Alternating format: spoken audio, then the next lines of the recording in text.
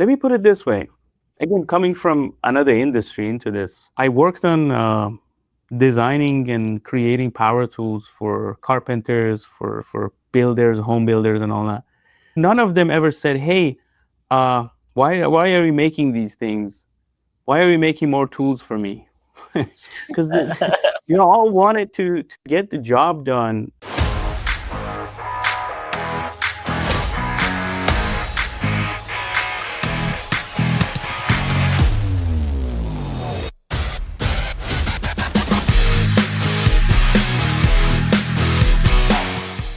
Hey guys, and welcome back to another episode of the Digital Dentistry Decoded podcast. Dr. Ahmad Al-Hassiny here with you from IDD. And today we are continuing our track talking to 3D printing companies. And we have one of the best here with us. This is Hoss, the co-founder and chief product officer at SprintRay. Hoss, welcome, mate. Hey, thanks for having me. How you doing? I'm good, man. I'm good. Thanks for joining. You guys have been on a pretty amazing journey in the past few years. You guys don't seem to be slowing down anytime soon. No, it's been 11 years. It's crazy how quick it went by. Yeah. This year we started 2015 with a Kickstarter campaign, and now we're 2026. It's been crazy ride so far. Yeah. And you've been there since day one, man, and it's pretty incredible. I mean, before we get into that, I want to talk about SprintRay. So you guys have been in 3D printing for over a decade now, and you've watched the industry totally change. I think dentistry 10 years ago, or 3D printing in dentistry 10 years ago, was niche and not really that many people talked about it compared to now. I think it's not an exaggeration to say the hottest topic in dentistry. What exactly was your mission those many years back, and how has that evolved? Like, what were you guys trying to solve 10 years ago in dentistry? I mean, as you know, we didn't start in dentistry. We started as more of a generic 3D printing solution. But then as soon as we realized how dentists need this mass customization tool, we kind of honed in and we changed our focus, essentially pivoted the entire business to be in dentistry. And that was a big shift for all of us, being designers, engineers. We had no idea about dentistry. It was a blessing, I think, and a curse at the same time, because we have to learn new things. I remember first time looking at some pictures of surgical guides. It was so gory, we couldn't even look at them. But now we're used to it after all these years. Even before we pivoted into dentistry, the topic was accessibility of 3D printing. And I think that hasn't changed since. We're still talking about bringing accessible solutions, easy to use solutions, reliable solutions to the dentist now. So essentially our target market has changed from being just everything to everybody to be very focused in dentistry. And I think that remains to be a great mission vision for what we're trying to do. It's like if that 3D printed crown is only arm's length away from you as a dentist, then we have done our job. And I think we're getting close to that point, man. And honestly, it's an incredible story what you guys have done from, like you say, pivoting into dentistry to arguably spearheading clinical 3D printing and really changing the industry in many ways. So thank you for that. It's also interesting, what have you observed over the years? Like how has 3D printing in dentistry changed? Of course, these days it's all about printing crowns and people are warming up to that idea. But what do you think have been the major shifts, apart from it being a non-topic to now? Is there anything you observed and reflect on? I mean, I guess from conversations that we had to beg people to look at the 3D printer, all the way to now that you were at Chicago, we didn't even have time to grab a drink. I mean, it's changed a lot, obviously. People now know more about it than before. Crowns are relatively a newer thing that we even started working on. I think what changed is obviously perception of people is changing. That's one thing. Second is people who have been focused on dentistry in 3D printing, which are not many people, but talking about SprintRay, we have came up with multiple versions of maybe different materials, different printers, different equipment, different software. I think software has been, every time I talk about what we do, software becomes the number one point of conversation and discussion, because obviously what we do is all about the final product. Either it's a restoration, it's a crown, or a denture, or an iCar. It's all about what we deliver at the end, what the clinician has to deliver to the customer. And the focus has been on improving that outcome, no matter how. Is it through a better equipment? Then we made Pro 2 and Midas. Is it through materials? I got Flex 2, Onyx Tough 2, Crown HT, which is what we have right now for Crown solutions. And software side is just the glue between the materials and the hardware. It brings it all together.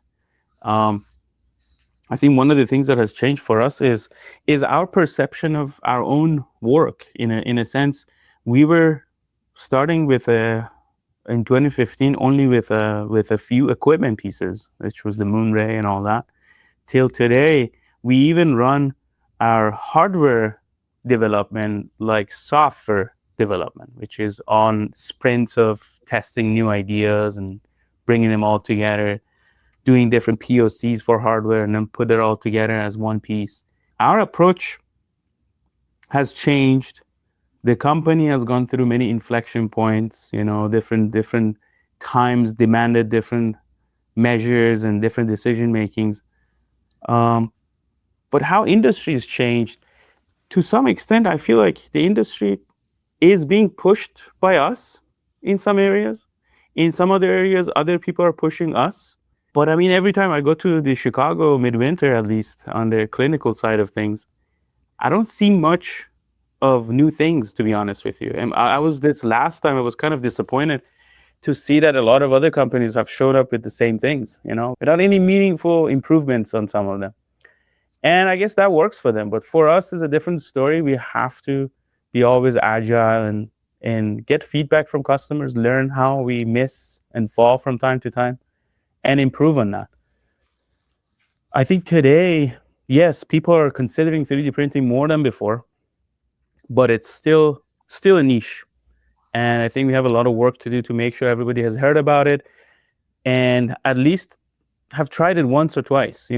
I think part of what people are scared to try is, and understandably, is to some extent the longevity of dental devices that are 3D printed.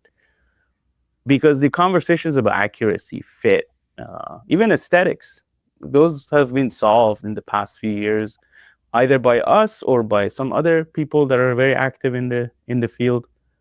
But what's remaining is still confidence in materials over time, which I think, again, I understand that. We as a company completely get that. But on the other hand, we are only 10 years, 11 years old. And we only pivoted it just maybe 6, 7 years ago into dentistry. So yeah, the longest data we have on some of the materials is only a few years long. On the other hand, people who have delved into doing 3D printing stuff, they completely see a value in it. Obviously, in some areas, especially in removables, we see a lot of ease of implementation. Then you get into more restorative stuff, there's more hesitation. Again, understandable. But at the end of the day, the good news is we're not sitting still. And what we do is we put things out, we test market, we see how it's being used, and we get inspired from time to time by how some of the unintended use of these things have been in the field. And that just brings back a lot of information for us to rethink, re-strategize, and come back with new ideas and new products. One area that we have been showing people that, hey, this is a serious thing, is that we stuck around. I mean, through thick and thin of the business of doing such thing, which some of it was at times very hard, like trying to convince people that, hey, you got to give it a shot. But I think today we're sitting at a good point in time that people are willing to try, willing to see it. So from the audience standpoint, I'm very happy to see how many people have at least give it a shot and tried it out. If not with us, with somebody else, still, I think we are talking about tools in dentistry that are extremely powerful and new. And I think everybody should really reap the benefit of having these things. It's like going to an engineer today and say, hey, don't use 3D printers. It's just, they're going to laugh at you. It's like, hey, this is an integral part of what I do every day as an engineer. So we want to see that become an integral part of day to day for all dentists. And I think we are on the right track. One quick note. I would like to thank our sponsor, SprintRay, for supporting this episode of the IDD podcast, Digital Dentistry Decoded. SprintRay, as you guys all know, continues to lead innovation in digital dentistry, in particular with its 3D printing materials and equipment, helping dental professionals streamline workflows from design to same-day delivery or same-day production. Whether you're producing surgical guides, splints, dentures, or restorative applications, SprintRay's technology is no doubt making chairside dentistry faster and more predictable. We've all seen it. We appreciate their support of our podcast. Now back to the episode. That's an incredible answer, my guy, and an incredible journey. There's a lot to unpack there. I totally agree with you. I think it's going to be an integral part of dentistry with time. I think, to me, an intraoral scan is an integral part of dentistry, and we haven't even reached that point yet. But I think the follow-on to 3D printing, totally agree. I strongly believe every single practice in the future will have a scanner and a printer, and that's what we would hope. A couple of things, like I mentioned, to unpack there, and it's fascinating that you guys talk about, the end product, because to me, that's the workflow. And I think, digital dentistry is mature enough now in 2026 and beyond that we're beyond just talking about gadgets and things like that. It truly is all about the workflow and how can I do this efficiently in my practice. And I have to say, I think it's something you guys have nailed because you touch all the points of that workflow. And it's something really unique that SprintRay does. And frankly, I think this is your moat, because I don't want to sound rude here. I know you guys do a lot of engineering on your printers. I believe a lot of printers can print accurately. I don't think that's actually the defining point anymore. And I think literature has shown that even a $500 printer can print accurately. But the difference is, and what SprintRay has done so well, is the workflow. And the other really important moat that you guys have done is your materials. I mean, this is mind-blowing to me. You guys went from, making printers to making some of the best-in-class restorative resins in dentistry. I don't know how you pulled that off, but that is such a benefit to you guys, because a lot of people come to SprintRay not because of the Pro 2 and sometimes now because of the Midas, because that's carved its own niche, but they come to SprintRay because they want your denture resins, they want Crown HT, and that's kind of the drawing card now, much more than accuracy or speed, which is less talked about these days. What do you think? I think you're spot on. Again, I think to go back to my earlier point about the quality of the outcome, it's all defined by the material. I think that I can tell you a little bit of a secret. Maybe, I don't know if I've told other people, but we used to, back in the day when we first entered dentistry, obviously we didn't have any material portfolio for it.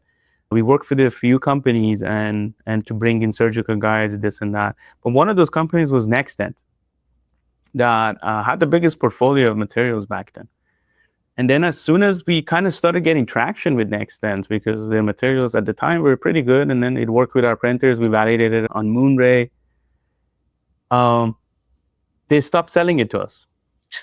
And I think, if I'm not mistaken, 3D Systems bought over NextDent as a company, and they wanted to do something with that material portfolio. I mean, forget about what happened with NextDent and all that, but for us was a teaching That's moment. A lesson, man. That's a lesson. Yeah. Exactly. It was really a moment for us to learn that, we need to rely on ourselves. We can't count on anybody else. And before that, we kind of knew that we have to do this about hardware and software.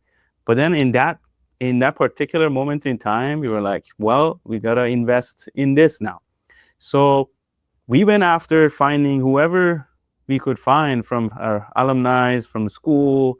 And then we ended up that it's also a funny story that Amir, our CEO, hires his own professors from school, because we have Erich and Ehsan we hired for material development. And Ehsan is a great chemist with a lot of background coming from industry, that we were like, hey, Ehsan, we need almost everything, but let's start with surgical guys, start with model resin and all that. So that's how we kind of got into doing our own materials. And over time, I think one of the materials that put us on the map for people that, hey, these guys are making great materials was obviously the original Onyx when it came out. That was a big one. And yeah, that made a big wave, and then it had its own again early version of something, and it had its own issues. So we quickly pivoted to Onyx stuff too, and we made it easier to use, stronger, aesthetically more pleasing. But yeah, I mean, materials are really what defines everything. And the reason why, for example, we had to do something like Midas, it wasn't even ease of use at the beginning. It was the fact that, hey, to do better materials for restorative dentistry, you have to have more fillers, you need more ceramic content in your composites. Or even, hey, let's shoot for the moon. Could we do something that is purely made of ceramics or purely made of zirconia? Granted, you need to do sintering and all this stuff, but how do we make a hardware that is capable to do that? And then that was the origins of the idea of, hey, maybe we can't wait for the material to replenish between layers. What other ways of 3D printing can we invent that essentially forces the material throughout the printing process? And that was the origins of the Midas itself. But then as the byproduct of that, what came out was these capsules that made it very easy to use. So we went from espresso machine to an espresso machine, made it super easy. And it got smaller by the virtue of focusing that hardware instead of trying to make the printer for everything, just focus it on one area. And that was another reason why we were able to pull it off and make it so small and so tiny as a package that can not only deliver 1 crown in 10-15 minutes, but also 3 crowns.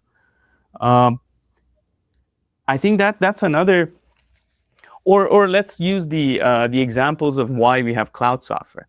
It was the days of Pro, the original Pro, where we had a lot of issues with updating desktop software. And I think this is something that the industry is not even used to. We kind of learned this the hard way, that people don't want to change their software. They don't want to update it, even if that update is just to get new materials and update the material library on the printer. We have to really think about, hey, how do we make this be always updated? What is the way to do that? For us as a company, I mean, believe it or not, those early days, we only had 2 or 3 software engineers. We had to go and hire like 10x of that number to be able to even think and imagine how we would put the software on the cloud. So every time you fire it up, it's new. Every time you send a print job, it's the latest and the greatest values for the printer to print that material.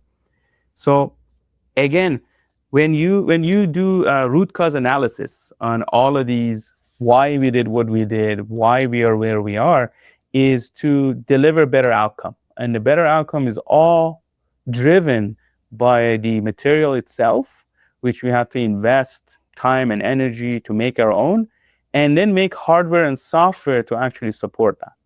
So this is full circle for us. I always told Amir that even Apple, at least back in the day, only makes hardware and software. But I mean, these days they also make content for it. So for us, the content is the resin. So it's quite challenging. And I think on a daily basis, we still go through a lot of discussions, debates on how we should do certain things. But at least from looking at it from a 10,000-foot view, companies that are successful in this realm, they really need to control all aspects of the outcome. And let me bring this up too. For that reason, we also have to do design services, because designing the right 3D geometry for the material is also something tricky. For example, in 2025, we put out the Apex Flex, which is a great substitute for Valplast. But now it can print it on the same printer that prints night guards and other things. But we quickly figured that you can't just roll this out without a good design solution. And the AI wasn't ready for that. So we actually tapped into our manual design team, and which is backed by humans. And we spent, I think, a good chunk of a quarter just fine-tuning design parameters. So the flexibility of the material, which is really dependent on the thickness of that clasp that you're designing, that only works if you properly design it. Or if you're a great designer knowing how to use Exocad and some other software to get it. But for the majority of the people, they wanted to get to that final thing, but without a good design, you're not going to get there. So again, it speaks about how serious we are about supporting that final outcome. Either it's design, it's software, it's hardware, or it's finishing kits or post-processing units. And look, to me, man, I mean, I don't want to gas you up, but it looks like you've done a tremendous job, you and your entire team, because, I mean, you're reaping what you sow, right? There's a reason that SprintRay right now is the market leader in chairside printing, and it's incredible from such a young company that they could come in, not just disrupt, but really guide the industry. The entire dental industry watches what SprintRay does, what they release, and almost either tries to compete with that or replicate it in some way. And you touched on a number of things. I think Onyx stuff was a fascinating move. I reflect back, and when you guys released that, there was very few restorative resins, let alone ones that were talking about being permanent. You know, back then it was all temporary crown, temporary this. And I think that was a big shakeup. When I reflect, it was, wow, this is something that's really being pushed as a at least longer term solution, let alone for all our needs. No one was doing it. And yeah, you guys have just gone from strength to strength, and from Midas to software to offering a design on the cloud. Look, it's not the best, I'll tell you. You know that, I know that. But the fact that you offer that for free where none of your chairside competitors have a design service, let alone a free AI CAD, is just mind-blowing to me how much value you guys are pumping into these printers. And the Midas one is always interesting when I talk to a lot of people in the industry. You have your supporters and you have your people that are questioning. What do you have to say about the people that say, look, it's kind of just smoke and mirrors? The press technology doesn't really do that much. It's, you know, there's a theoretical limit to how far we can push resins. You're going to get to a point where as much as we want to pump them up with fillers, you know, it's only going to get so good. What do you say to those people? And the other thing that's interesting to me is we need to see the damn resins, man. It's been 2 years. And I think a lot of those discussions will come to a close, or at least, you know, the proof of the pudding's in the eating. So we're really dying to see those highly filled resin. Completely agree with you. The fact is, I think this particular resin had a somewhat complicated fate in its approval and FDA regulatory. But I'm pretty sure we are going to see it within the next few months going through FDA. And that we are talking about the 70% filled restore resin that we have been talking about. The good thing is, approvals aside and all that, people who have used it and tried it, they love it. And when you work with that resin, especially after the print, you realize why we had to make Midas, because it's really thick. That resin, even if you may have seen some of the videos of it, I may have shown you before, but if you put it in a cup and hold the cup upside down, that resin doesn't move. So that's really the reason why, for such highly filled materials, we had to do a different way of printing, and we ended up with Midas. And now we are just using the 60% crown HD, which I think after a ceramic crown, which we put out, and it was the very first attempt at it, we got a lot of feedback on the aesthetics of it, and it was a bit too opaque. I guess it did its job for posterior crowns, but when you wanted to do something aesthetic, it wasn't really the best match. And then we did the Crown HD, which is the continuation of that. And by the virtue of being able to deliver better aesthetics, we had to also increase its mechanical properties by packing more ceramics in it, which went from 50% went to 60%. That in itself already improved a lot of things. And I think people who are using it can attest to that. The recalls are better than ceramic crown was and all that. But then talking about 70% and the promise of what Midas can actually deliver at the end of the day. We are not saying composites are going to become like zirconia. The question is, do they have to? Like, what is the reason? We already have zirconia. If you think as a clinician, and if you believe that the best for your patient is to put zirconia in their mouth, well, We are not trying to compete with that. What we learned as engineers, which is kind of interesting, is that our own body, our own enamel and the tooth structure itself, the organic matter, it also wears down. It's not like zirconia. It's not that hard. It's not even like Emax or glass, because those things are still harder than your own tooth.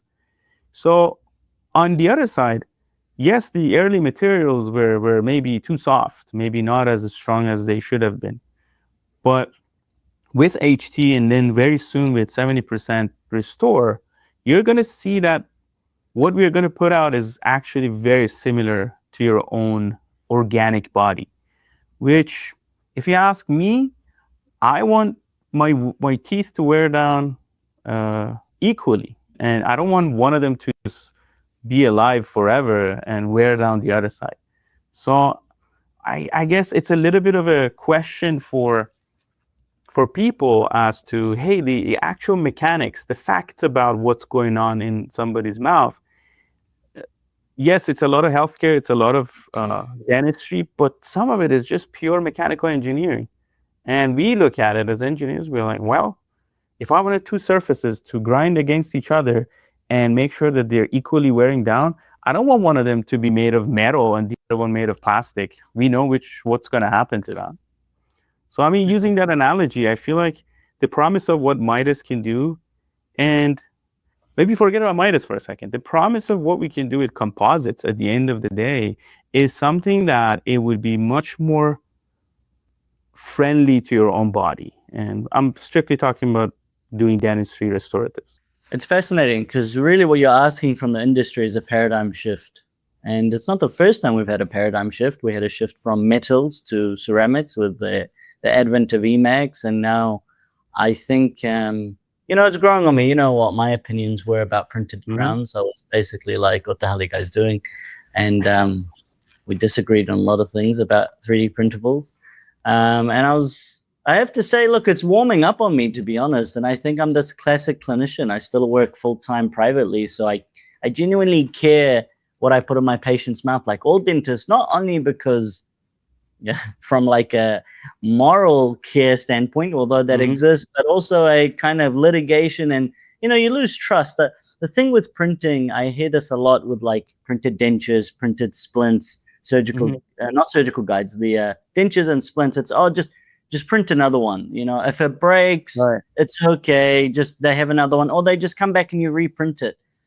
But as a clinician, and most clinicians know this, that's not the experience you want to give to your patients because they hate that. It makes it seem cheap. Why is it breaking? They lose trust in you. And so what I'm basically getting at, it's a time factor. And so I've probably done a few, close to 100 now resin restorations on a 3D printer of various different resins. And it wasn't something I jumped into like crazy, as you know. But now I'm starting to get the recalls. And you start getting the recalls 1 year, 2 year, and hand on heart, man, I'm impressed. Like I thought it would be worse. And that's a good start. Maybe the bar is quite low, but I'm seeing some of these recalls after 1 or 2 years and they don't look bad at all. They look fine. I look at them, and one time I actually had to do a double take and look at the x-ray. Was this a ceramic or was this a resin? Just because, just to all look normal. And this is going to be really interesting. And I think it's just a matter of time. Like you said at the start, we just need the data. It's just a time thing. And then I think it's going to be floodgates opening. Because I'm in agreement with you. I'm not a huge zirconia fan. I like it in some things, like all on X restorations. But I don't think we need 1,000 megapascals in the mouth. Let me put it this way. Again, coming from another industry into this, I worked on designing and creating power tools for carpenters, for builders, home builders, and all that. None of them ever said, hey, why are we making these things? Why are we making more tools for me? Because you all wanted to get the job done. And for getting the job done, sometimes you need different tools, different options, different ways of doing things. So nobody is saying that stop doing what you're doing today, switch everything to 3D printing. What we are really bringing to the table is a very, very good, mature solution to add to your toolbox. As a dental clinician, you really want to have as many options as possible. Why not? And 3D printing, with its highest points and lowest points in different applications, which, by the way, every day there's something new and it's improving in terms of chemistry and the quality of the outcome. But the fact is, you really want to have all the options on the table for yourself, so you have utmost flexibility as a clinician, and for your patients, because maybe not everybody can afford that full ceramic veneer. But what if you have another option that is a different kind, still is good, but yes, it's a different. It's like talking about a market for almost anything. It's like, not everybody wants to drive a Rolls Royce, nor has the capability to do that, right? But you want all the options to be available for you as a consumer to pick from. But the concern around materials and not having to redo something and not having to see it break is a real challenge. And we are not hiding or shying from talking about that. The fact is that, for example, we had the high impact denture base that we started. And before we even get to that one that we put out, we had, if I'm not mistaken, about 40 formulas that we tried, something around that. And we had a partner with that because we were not the go-to for dentures, right? So we started working with our partners to just put them in the field, test those formulas, make sure this is the thing. And that was really rigorous. I remember how many different formulas we had to put out and test and do wear tests, do this test. We as a company had to spend so much money and invest in equipment for testing, doing wear tests. And these are the things that you don't even imagine when you start doing such thing at the beginning. And then when you get into it, you're like, oh, man, we have to spend a lot of energy and time on things that we didn't even imagine that we have to do. So today we have Apex Resins as the result of 2 or 3 years of just in-house development and then doing some testing, clinical testing with our partners. And now we get to a point that we talk about the aesthetics of Apex Resins, we talk about the longevity of them. So to some extent, if everything was great and already perfect, then we had no job to do here. So it is something that I can argue we are at the beginning of it. We're not even halfway through what 3D printing can do for dentistry, for that matter, for any other industry. I mean, you look at other players that are active in other areas of 3D printing, not only in dentistry, in other areas. You will see how every day there's something new, there's something easier to use, there's something that is more friendly to environment and how it's done. So I'm just excited and humbled by this experience of this past 10 years of doing this, that we are helping an industry move forward. We are helping a lot of patients who didn't have access to treatments because they were very expensive back in the day. Or maybe clinicians around the world, not only in the United States. I think United States and many other countries on the western sides of things are more benefiting from these at the beginning, but once it passes them, it trickles down into other countries that they're really in need of such solutions. They're like, hey, we couldn't even imagine having zirconia, or we couldn't even imagine having a milling machine in our office because it's 50 grand. And 50 grand in the US may not be a big investment, but you go somewhere else in another country, it's just like, impossible. Out of the picture. Yeah. So having these kind of diversified solutions and tools in your toolbox is definitely a new paradigm shift, as you said. I don't have to think about one way of fixing this problem. I can combine a few different solutions to get to the final outcome. And I love that thinking. I mean, I had a great chat with a colleague about all Onyx solutions. And he said, look, and he kind of blew my mind, to be honest. He said, look, you have your zirconia for all Onyx, and that's fine. That's going to be like your premium option. But then you have these materials like Onyx, Tough 2, etc. And even though they may not last as well as the zirconia, they may wear, as long as you set the expectation with the patient early on when you start that, look, this is an option, you can go for zirconia, or you can go for this option, and even set it as a lower price, like you say, as a cheaper price. And then it's like what you said. You're just opening up the market to people who may not be able to afford 30 grand for an all-on-X. And that's kind of fascinating how that's going to play out, because definitely I think the all-on-X resins, if they're post-processed well, they look fine. I've had a couple of fractures here and there after a year or two. I still prefer zirconia just because it's habit and peace of mind. It's unbreakable. Right. But I think it's opening your mind to that. It's not zirconia versus resin. Why don't you offer both options, possibly at different price points? And Yeah. the people who can afford the Rolls Royce, they go for the Rolls Royce, and those who can't, at least they're getting serviced with something rather than nothing at all. Absolutely. Or you could think about it from the other standpoint. I mean, we're talking about you as a clinician yourself are running a business of your own. And for this business that you're running, you could think of different business models. With zirconia, typically it's one time and done. And the hygiene to take care of that piece and making sure it's all clean and well. It's really, most of the times we put it on the patients.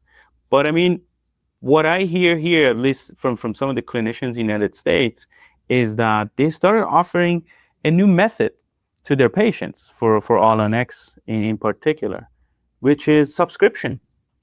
You come here every year, I do a cleaning for you, and then we place a new one for you at this particular cost. And it's distributed over a few years versus one-time investment that is very high, and then you let them go. And then they may never ever come back to see you, right? So these are some other ways of thinking about how new business models for the clinicians, for the dental offices, could bring in new customers and expand the reach. Being able to offer a night guard that you can reprint every few months, every few years for your patient, because we know what happens to that one night guard. It gets gunky and yeah. So you really, when you think about it, some of these applications, doing it one time and be done with it may not actually be in the benefit of the final user and final patient.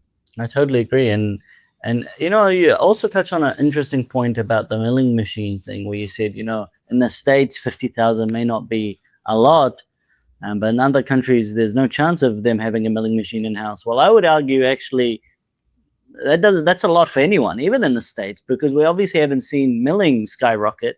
I think milling really chairside is dominated still by CEREC. And again, I don't think that's because of the mill. It is about the workflow. I mean, when I look at SprintRay, you Right. guys are like the CEREC of 3D printing.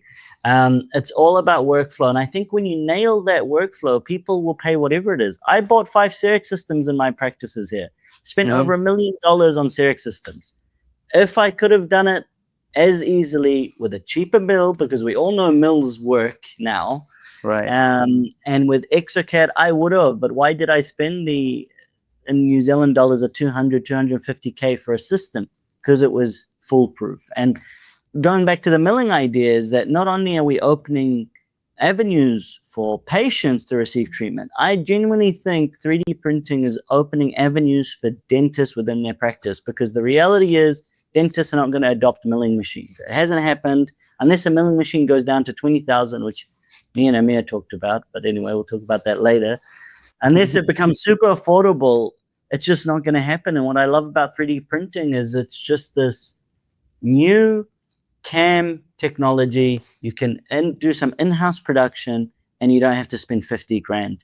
And it's an all-in-one workhorse. Of course, if you get the Midas, you can only do restoratives for now.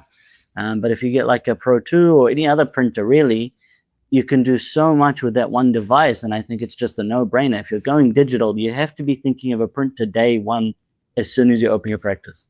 Right. No, I think one of the things that I always talk about, especially about the traditional style SLAs like the Pro 2 that we have and Pro S before that, is that you buy one equipment or ecosystem, and by just the virtue of putting in different materials into that, you do a lot of different applications that not even your lab maybe was able to deliver for you. So from the conversations about, hey, why should I invest in this? I think it's becoming a no-brainer.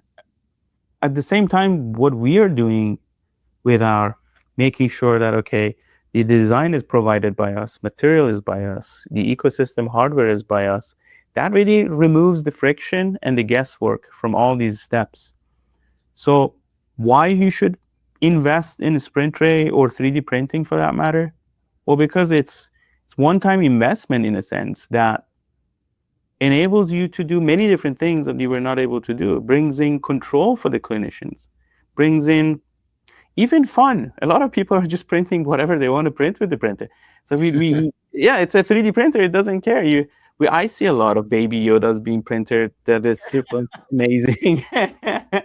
And a lot of other things. Like we were at an event yesterday with Amir, and somebody asked us, "Hey, can I create my own vampire teeth?" I was like, "Look, we just did this last October, so we I don't know if you caught that, but we were offering designs for the retainer material with the fang. So many people ordered that because it's just fun. It's fun. It's a fun tool to use."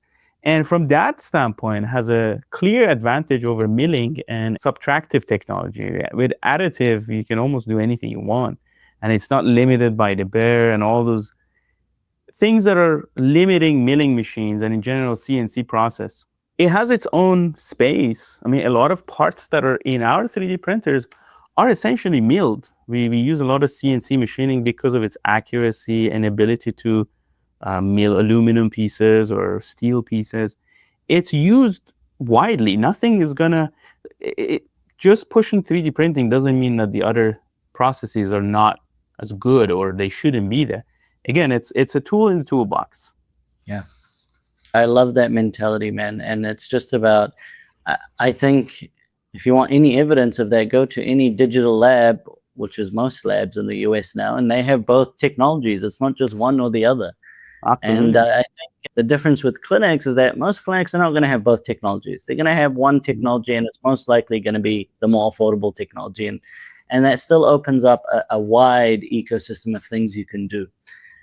I think what's interesting, you talk a lot about the workflow, right? So what are you guys going to do about post-processing? What's in your mind, if you can share anything? Maybe it's company secrets, but post-processing still kind of sucks. The nanocure kills. It's amazing. Genuinely good cure, very chair-side focus. And I think, again, that's one of your guys' strengths is you focus so hard on chair-side, just like CEREC and how simple they made something that's actually quite complex. So you guys did the nano cure. It's small. It's the right size. Dentists don't need a huge cure. We don't actually print that many things. You see the data, maybe Right. 1 or 2 items a day. But the wash is still a pain, man. It's like still in the cowboy era. Do you spray it? How long do you spray it for? What do we use? Right. New solvents. I feel like you guys need to take control of that washing aspect, especially for the restoratives. Is there anything in mind or? You're right about that. And I think to be very transparent and open, our wash machine is essentially the concept that we did back in 2019. I think the original wash, the Pro Wash. Back in those days, we were not even thinking about restoratives. We were talking about night guards, models, and basic things. And for that purpose, for those applications, it did a good job. And then we obviously had to address some of the issues with that hardware, and then with the Pro Wash S. But just like any other product that hasn't been fully remastered from scratch, Pro Wash S also has its own challenges and from time to time its own issues. Later, when we started talking about restoratives, at the beginning, we were actually pushing to reformulate a lot of our resins that were for restoratives. For example, Onyx is a good example. Original Onyx, if you washed it in Pro Wash, it would easily get chalky and you couldn't do anything about it but to sandblast it, which is really not, it's a friction point. Then we reformulated that so it becomes wash friendly because we knew this is going to be a pain if people can't wash it quickly. And Onyx Tough 2 and Pro Wash S are compatible. You can wash that material without getting it chalky. But then these are like the discoveries you make as you go along this journey, right? Later, we figured that, okay, why some of these all-on-X's that are designed properly, passive fit, all good occlusion, they're still breaking. And then we looked at the fact that the green state had a great promise of becoming really tough when it's post-cure. But then something happens in the middle. And then that is IPA. IPA actually, without you seeing it, really corrodes a lot of mechanical properties from the dental device. And this happens to everything. This happens to almost any resin. You lose some of the mechanical properties because of being washed with IPA. But then if you kind of minimize the exposure, if you make sure that, okay, I'm only doing it maybe a few sprays and a few things over in here, then you really preserve the green state mechanical properties. So when it hits the curing machine, it actually comes out as expected, not with less mechanical properties. So in terms of the time frame of all these things, what happened is that in some applications, some like printing models, surgical guides, a lot of removables, our washing solution, even though it has its own issues and challenges, which we will address, it's working fine. It's actually doing the job. But then when we talk about restoratives, you almost don't want to even like give it the IPA touch. So that's where we wanted to make sure that we have a good solution. So we came up with some kind of manual ways of finishing it. It's still a friction, and I agree with you. And there are ideas that we are working on, but really to get to the one that is very much a plug and play idea, we're still we still have to spend some time in R&D and make sure that we come up with a solution that we want to confidently put in front of people. Let me put it that way. The last thing we want to do is to come up with a hardware or a piece that then we have to pull it back and be like, well, don't do that or don't use it now. We had to do that with Wash S, essentially because of the timing of us figuring out what's happening with restoratives. But I mean, look, the only people who had the guts to actually go out and do a resin for restoratives were us. So it's kind of understandable to be like, okay, we're going to go through this and we're going to figure out some of the things that we don't like and customers may not like. But on the other hand, I'm very confident that through material formulations that we do, because we own it and we spend time on that and we're close to that, and then looking at what's possible in terms of curing and washing, and maybe some of those washes could happen without any solvent. There are methods and ways of getting there. I'm pretty confident that at least for restore, when we come out with that, we're going to have some proper solutions that would take care of the washing for Midas especially. It is not even acceptable for us to be like, hey, here's a nice capsule and everything is enclosed and nice. You don't touch resin. And then at the end, you have to take it out and you have to wipe it. We get it. It's not the best. But I mean, that's also why we are at work every day, all day, to be like, okay, what is the next thing that we can put out that actually removes the friction? And you're right. I mean, it is a friction right now. But I'm pretty confident. I think we have some good solutions, some stuff that is gonna it's gonna really make it be more friendly and something that everybody can adopt. One of the things about Restore is that it becomes really difficult to clean because it really is very thick. You're actually like trying to clean something that was made of glue with more glue on it. It's not really easy. So it really needs a solution. Yeah, I totally agree. And the more 3D printing companies I talk to, it seems to be the last kind of big friction point to solve is this post-processing. Because Mhm. I think in the industry, what's also really fascinating about 3D printing is how much we're all learning together. Mhm. Like you say, it's not a mature market like milling or even scanners now. This is just fun and changing all the time, and we're all learning. I mean, 5, 6 years ago when we used to just print models and splints, who was talking about IPA corrosion and chalkiness? Hardly anyone. And who was talking about post-processing so much? And now we realize how important it is. And it's like a key point now in your workflow. Don't overlook it. Don't just use any specific thing. You need to use the right workflow. You need to use the right settings. Everything has to be dialed in. And I think that's one of the benefits of you guys having your closed ecosystem. It's also interesting though, because, on the other side of the fence, people that are your competitors will say, well, why would you invest in a closed printer? And a lot of companies seem to think being closed, or I know you guys don't say closed, but I mean, I'll just say it. I know you got some validated resins, and look, the business model is clear for anyone. You need to make profit. Resins are a good profit driver, I think, at least. I mean, depending on how much R&D you guys spend. But it's fascinating to me because now in the industry, you've got these two types of kind of companies. The ones that are saying, we're going to go totally open. We're going to use any resin out there. We're going to give you choice and all of that.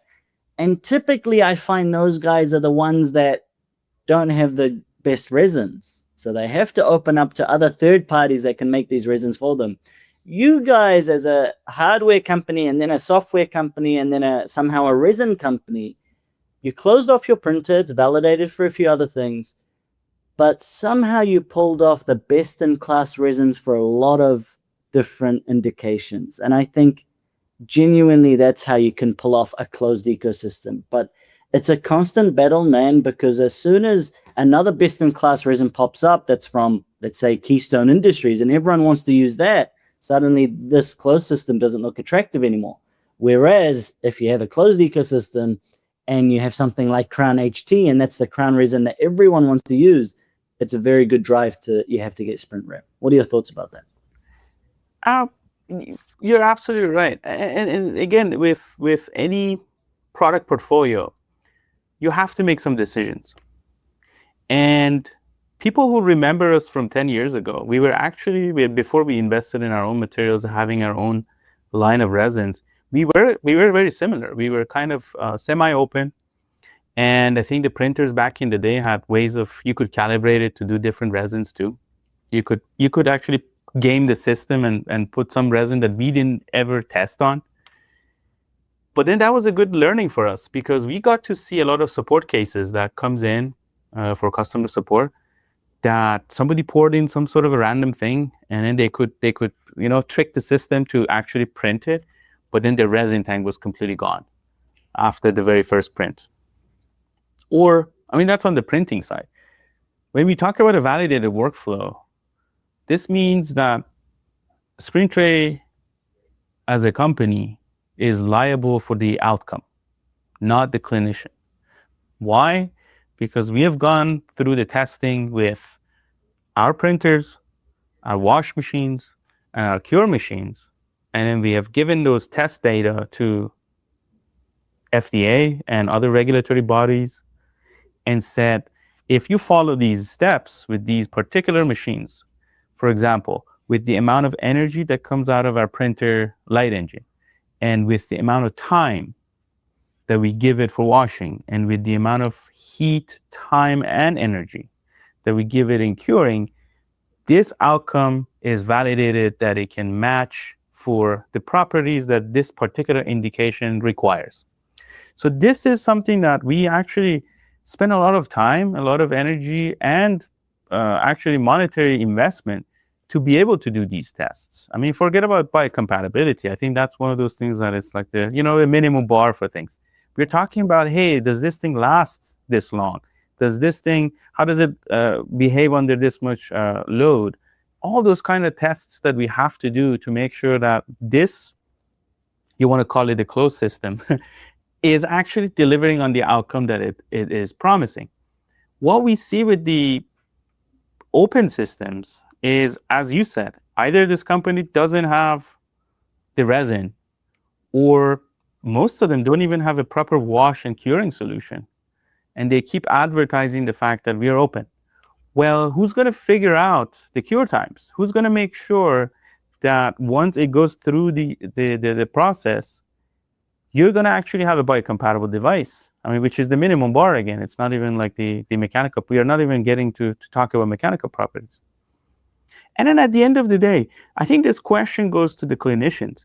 Do you want to really sit down and figure out what to combine with what other things so you can get a good outcome? Or you want to just have a plug and play system that you buy different pieces and equipments, you put in the right thing, and then the right thing comes out from the other side of it? Which one of these things, if you want to play around and you want to figure out and you're a tinkerer, I think the world is open for you and you can try anything you want. But if you really want something that is plug and play, works, and actually you don't have to deal with it, you can delegate this to your assistants and have them run it. SprintRay is the only option that actually exists on the face of the planet that takes care of all aspects of this. And we are not just a resin company, not just the software side of it, not just the printer. At the end of the day, I think you want to have that peace of mind as a clinician that somebody else, not somebody, a group of people, group of engineers and chemists have gone through this for me. So when I place that crown, when I deliver that night guard or denture, it just fits, it works, and I don't have to worry about anything else. Yeah, man. I mean, look, you're a bloody good speaker, Hoss. I have to say, man. I'm loving this combo. I'm looking at the time. I'm like, holy hell, it's already been close to 60 minutes. And I had these questions written here, and I think we only went through 2 of them. But that's okay. We have to get If you you want to back. do round two, we can do round two, or we could continue. That's up to you. Too good. I love speaking to you. But okay. So it's all well and good. You know, if you guys have been saying this, I agree. A lot of people agree. Only 10 to 15% of the market have printers now, maybe 20% in advanced like USA. So there's still a lot of convincing, if you want to call it that word, to get people actually on board. Vast majority of dentists, they scan and send to the lab. When lab prices are going down to $50 per crown in some regions, including the USA, for a zirconia crown, which is perceived as much better, much stronger, why would I bother spending 10 grand on doing this? I think what I'm trying to ask is, what do you think is the biggest friction points right now? Why are people not printing? How do we break this cycle of just scan and send if the benefits are so numerous, like you guys say? What do you guys see is going to be the big unlock? I personally think it's CAD. You know, a lot of dentists still are not comfortable with CAD. It's if you can't CAD, you can't mill or print anything. And I think AI will eventually help with that and be the unlock.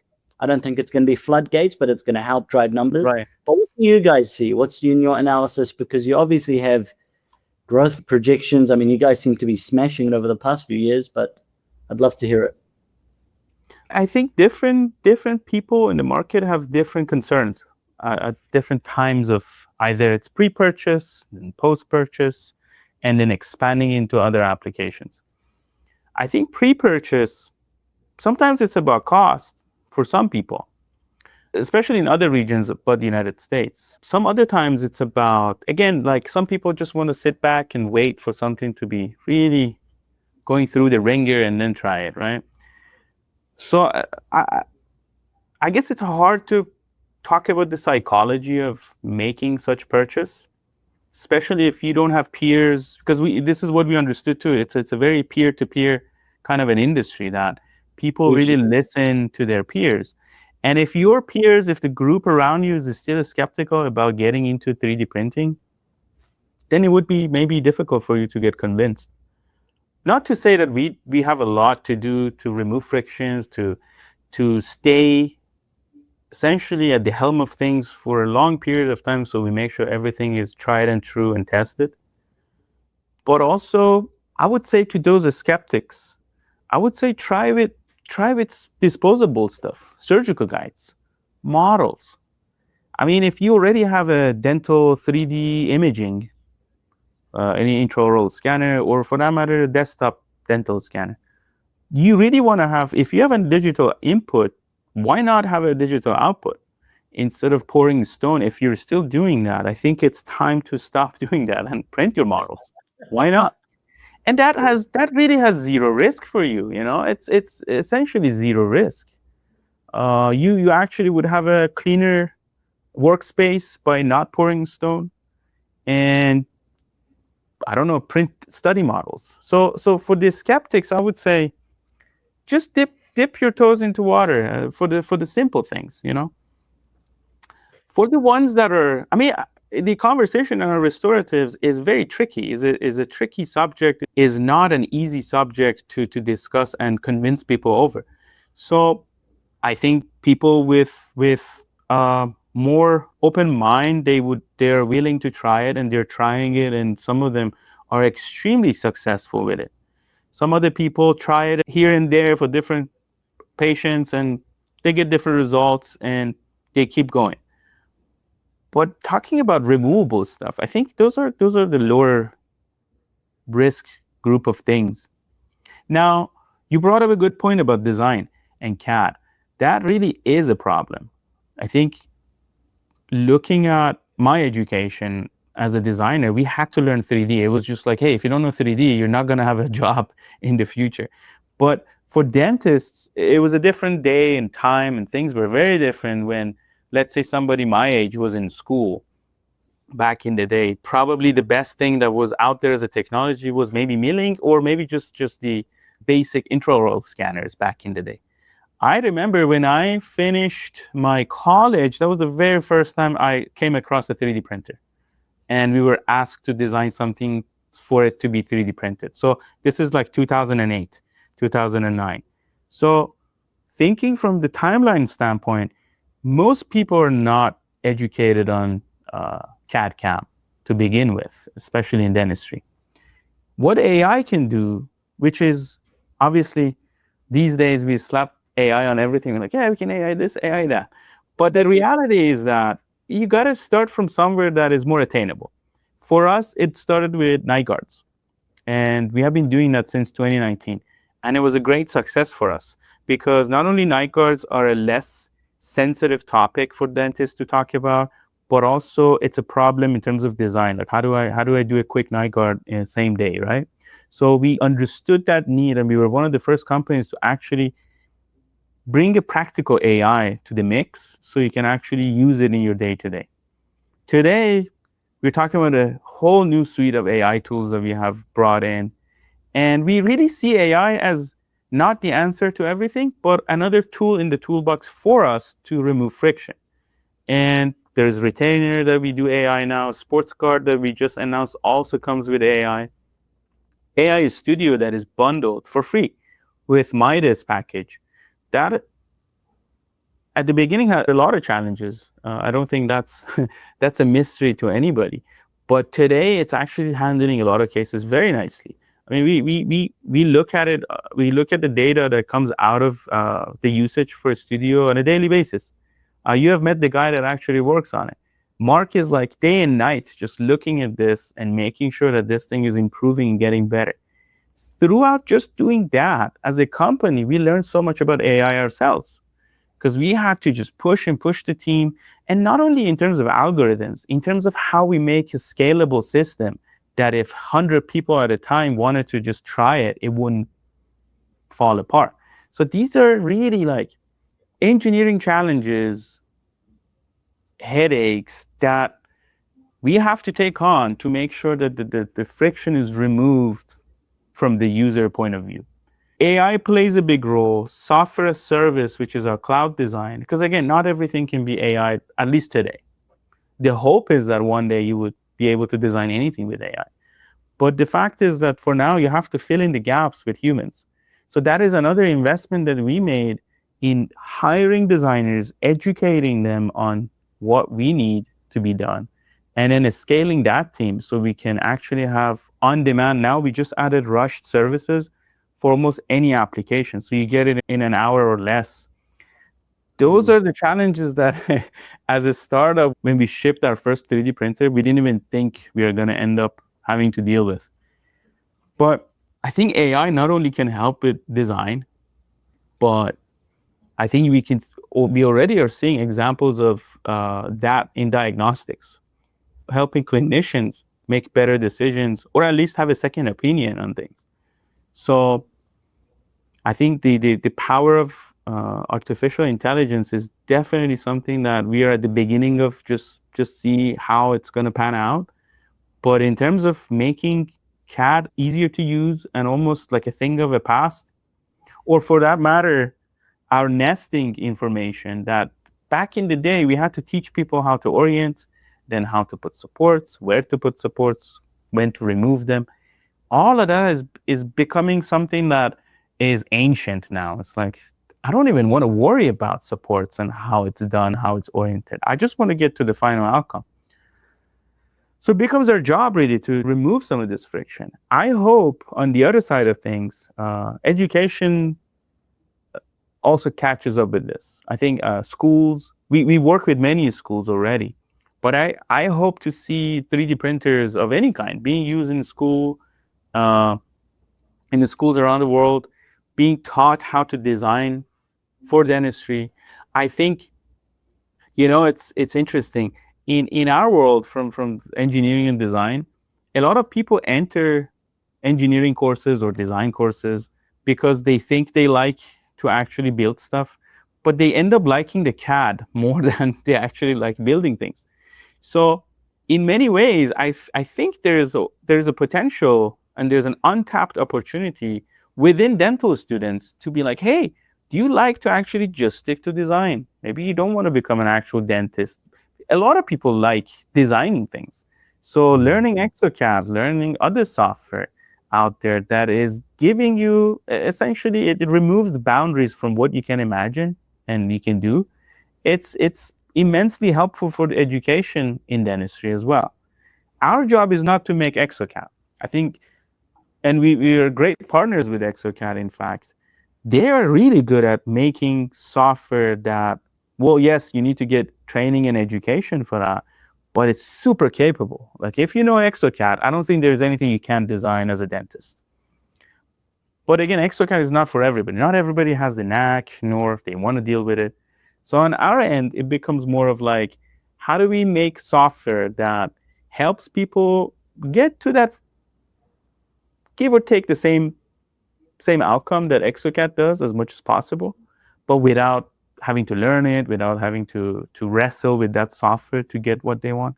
So this is where we kind of come in, and we want to make something that either is input output, so it's very simple and no brainer, like our retainer is, or the original night guard is, or the sports card is going to be that way. Or if it's restorations and you want to really fine tune the design, we give you Studio, which shows you everything you're about to do. You confirm everything. And then if you want to change and make changes to that, you have the tools and capabilities to do that. But if somebody feels like that's limiting, I think that's where we are drawing the line for our product development. We are saying that, okay, if you have already mastered how to use AI Studio and you think this is still not capturing what you want to do, then it may be time for you to learn the next advanced software. And I think from that standpoint, we have a mission to again make it accessible. And every tool we're doing, every software piece we put out, first and foremost, we want to make sure it's super easy to use. And with that, it comes again with some decisions. There are pros and cons. When you make things very, very autopilot friendly, then if you want to really customize it a lot, it becomes more difficult. Well, I look, I have to say, I think you and the entire team deserve a huge congrats from dentistry as a whole for what you've done to it. But I think you've largely achieved that goal. Look, there's always things that are going to improve over time, and 3D printing is very quickly changing. But I mean, like I say, it's the CEREC of 3D printing for a reason. You guys have made something that was traditionally very complicated, very annoying. A lot of printer software still these days looks like engineering software, and that's hard for dentists, let alone having the cloud features and all of that, and how much you guys have pushed the industry. It's frankly quite amazing. And what's really I amazing appreciate it. too, yeah, no, I genuinely mean it. It's incredible. It's been an incredible Thank you. journey to. Yeah, I mean, What there is a reason our slogan is next 100 years of dentistry. It never stops. Anything we make, anything we ship. When I was texting you before this, you remember I said it's it's create, refine, create, refine. It's really a relentless pursuit of making better things that really drives all of us, from me to the engineers on the AI side, to the hardware engineers and other people that we have within the company. It's just never stop pushing. And even at the founder level, like I push Amir pushes me. We give each other a hard time on stuff that doesn't work because it's the culture of the company. It's really it's really it's the thing that got us to this point. It wasn't complacency or like, hey, it's good enough, let it be. It's more about how do we do better next time, and that's why we have in the past 10 years we have a hall of products that we have in the other building. We have two buildings here in Los Angeles. In the other one, every time somebody comes in to visit us, We show them the progression from the very first moon ray all the way to the Midas that we have today. And something that they all say is that, did you do all this in 10 years? Like, yes. That's incredible, man. Yeah, it's seeing that look on their face that we did so many different things in just 10 years. I mean, we are in it, to be honest with you. We don't notice anymore. A lot of things that for people are news, for us is like, oh, we looked at this 2 years ago. It was just in development for 2 years. So for us, we don't really feel it as much anymore. But every time you bring somebody from outside and you're like, hey, look, this is what we have done so far, and we have another 100 years ahead of us, it's really mind blowing for them. And for us, is kind of seeing that look on their face really solidifies why we are doing what we are doing at the end of the day, you know? It's a testament to the amazing team, man. I genuinely mean, I've met a lot of you guys. I came to your HQ, Eric, Amir, Haas, a lot of the team. You guys are just incredible people, quite frankly. And Thank you. what's really fascinating for me, and again, we could go on for another hour, is that, okay, you do the engineering. You guys obviously have really smart engineers. You're super agile, which in dentistry has not been seen in a very long time. Scanner companies are now agile. A scanner company makes a horizontal scan body, they all do it. But in 3D printing and milling, I don't think anyone's really seen this level of agility in terms of releases and releases. What's really fascinating to me as well is you also do the best marketing in dentistry. Like, I talked about this for like an hour. Oh my God, I don't know how you guys pull it off. Like, how you release products, the hype you generate around products. So you obviously have such a well-rounded team. It's just fascinating to watch.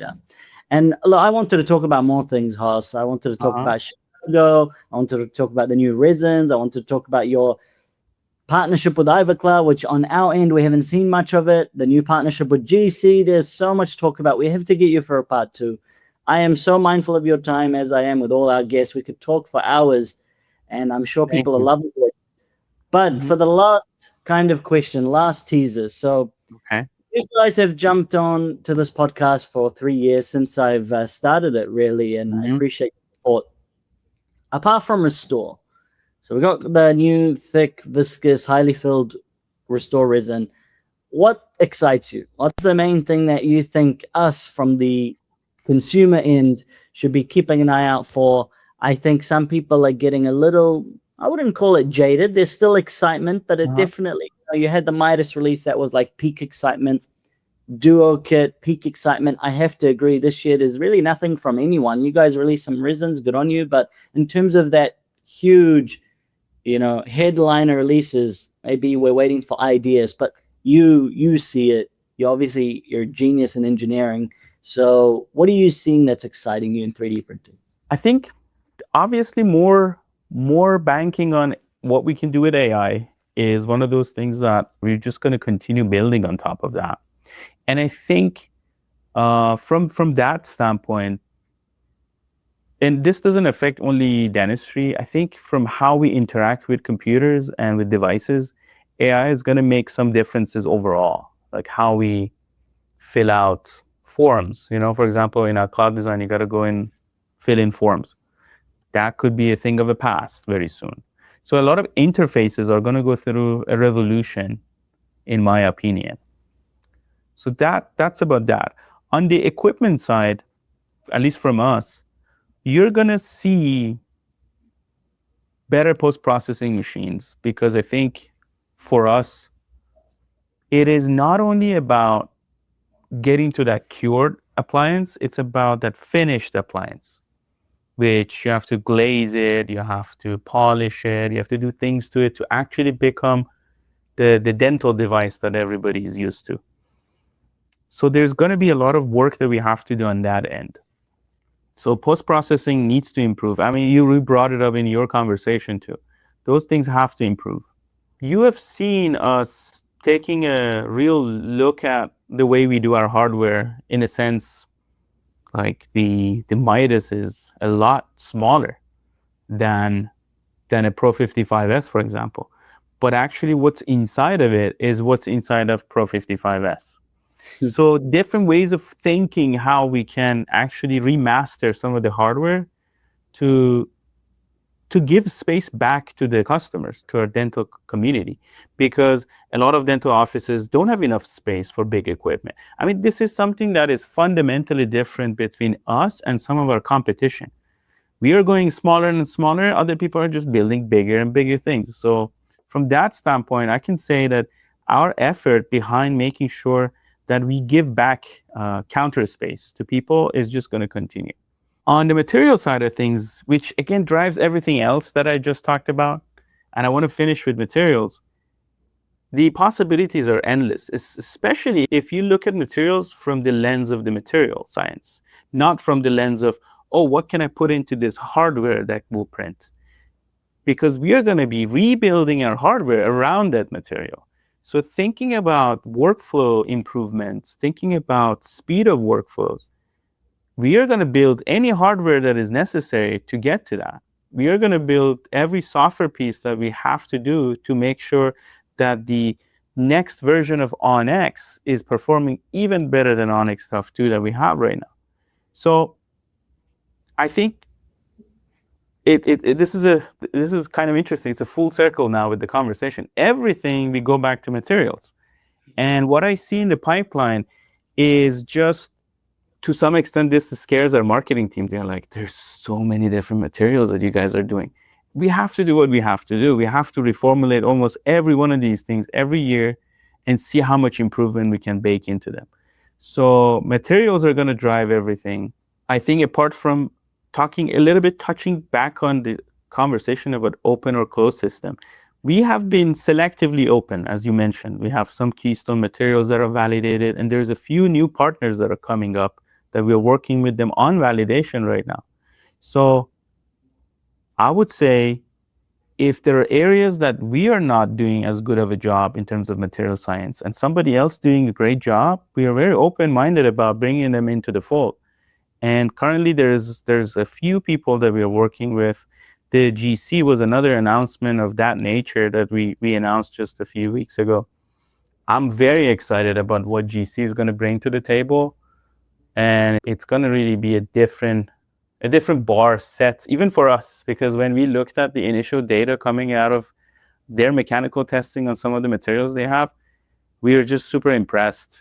It looks great. It performs really well. And that just keeps me excited about the next version of the hardware, the next versions of the software that we have to work on. Obviously, I can't share secrets yet, but think about IDS. It's coming up. Definitely the biggest and the most major trade event for our industry. So we're going to be there. We're going to have new things, obviously, as usual at IDS. There's also the Chicago before that. And be on the lookout for emails. You never know. Amir Mansouri may make a decision last minute on some events, and he may announce it very, very off the cuff. So I don't know. Keep an open mind. Keep an open mind. Read your emails. Check your Facebook page. Make sure you're in the know. But one thing for sure is that we're not going to stop improving. We're not going to stop innovating. And we are always ready to change the game. Well, my friend, once again, a big congrats on everything you have achieved. You, Amir, Erich, John, amazing team. That's from Thank the you. top line, and everything, follows through the rest of the team. And guys, well, this has been another episode of the Digital Dentistry Decoded podcast with Hoss. I really appreciate time, my friend. This went a little overtime, but I enjoyed every single minute, and I'm sure listeners did too. So as you can hear from Hoss, the co-founder, this is a company that you all know is basically a trailblazer, no doubt a market leader in the space right now. And we hope they can keep that market lead and keep pushing dentistry forward.